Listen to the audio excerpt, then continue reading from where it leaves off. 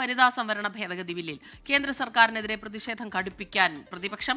പാർലമെന്റിൽ സ്വീകരിക്കേണ്ട നിലപാടുകൾ ചർച്ച ചെയ്യാൻ പ്രതിപക്ഷ പാർട്ടികൾ നാളെ യോഗം ചേരും.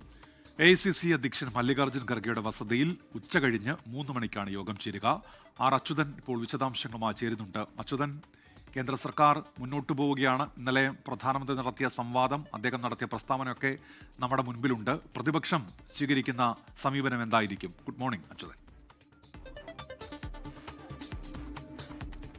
Good morning Umesh. സ്മിത, ഈ വനിതാ സംവരണ ഭേദഗതി ബില്ലുമായി ബന്ധപ്പെട്ട് പ്രതിപക്ഷം ഒരു കടുത്ത വിമർശനം തന്നെയാണ് അത് ഈ ഒരു വേളയിൽ കൊണ്ടുവരുന്നതുമായി ബന്ധപ്പെട്ട ഉന്നയിക്കുന്നത്. തുടക്കം മുതൽ തന്നെ കോൺഗ്രസ് അധ്യക്ഷൻ മല്ലികാർജ്ജുന ഖാർഗെ വ്യക്തമാക്കിയത് ഇതൊരു രാഷ്ട്രീയ നേട്ടമായിട്ടാണ് കേന്ദ്ര സർക്കാർ ഇതിനെ ഈ ഒരു തെരഞ്ഞെടുപ്പ് സമയത്ത് കൊണ്ടുവരുന്നത് എന്ന വിമർശനം ഉന്നയിച്ചിരുന്നു.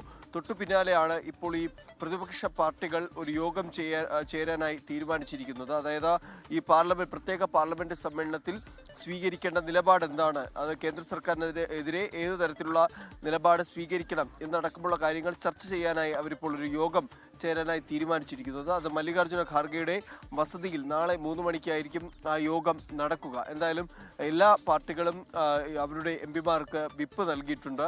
ഈ പ്രത്യേക പാർലമെന്റ് സമ്മേളനം നടക്കുന്ന 3 ദിവസങ്ങളിൽ പാർലമെന്റിൽ എത്തണം, ഈ ബില്ല് അവതരിപ്പിക്കുന്ന സമയത്ത് ഹാജരാകണം തുടങ്ങിയ നിർദ്ദേശങ്ങളാണ് നൽകിയിരിക്കുന്നത്.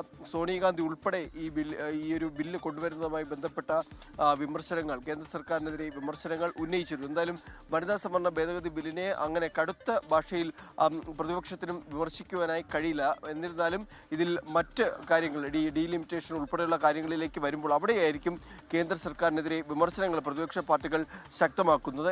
എന്നിരുന്നാലും കേന്ദ്ര സർക്കാർ പ്രതിപക്ഷ പാർട്ടികളുടെ ഒരു സഹകരണം ഈ വിഷയത്തിൽ തേടിയിട്ടുണ്ട്. അതിന്റെ ഭാഗമായി പ്രധാനമന്ത്രി നരേന്ദ്രമോദി തന്നെ നേരിട്ട് എംപിമാർക്ക് കത്തയക്കുകയും ബില്ലിനെ എല്ലാവരും പിന്തുണയ്ക്കണം എന്ന് അഭ്യർത്ഥിക്കുകയും ചെയ്തിരുന്നു. ഇന്നലെ ഡൽഹിയിലും പ്രധാനമന്ത്രി എല്ലാവരോടും അഭ്യർത്ഥിച്ച കാര്യവും അതുതന്നെയാണ്. അപ്പോൾ കേന്ദ്ര സർക്കാർ അത്തരം ശ്രമങ്ങൾ ഇതിന്റെ ഭാഗമായി നടത്തുന്നുണ്ട്. പക്ഷേ പ്രതിപക്ഷം ഈ ബില്ല് അവതരിപ്പിക്കാനായി ഈ ഒരു സമയം തെരഞ്ഞെടുത്തതിൽ അതിലൊരു വിമർശനമാണ് ഉന്നയിക്കുന്നത്. കേന്ദ്ര സർക്കാരിനെതിരെ ഈ ബില്ലിൽ പ്രതിഷേധം കടുപ്പിക്കാൻ ഒരുങ്ങുകയാണ് പ്രതിപക്ഷം. അച്യുതനാണ് ഡൽഹിയിൽ നിന്ന് വിവരങ്ങളുമായി ചേർന്നത്.